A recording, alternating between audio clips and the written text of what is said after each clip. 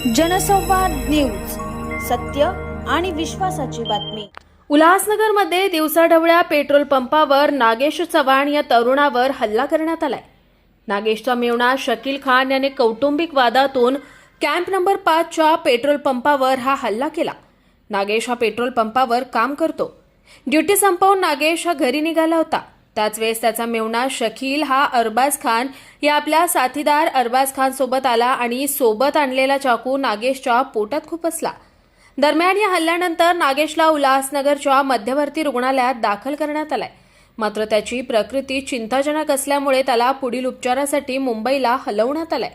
या प्रकरणी हिललाईन पोलीस ठाण्यात गुन्हा दाखल करण्यात आला असून दोन्ही आरोपींना अटक करण्यात आली आहे।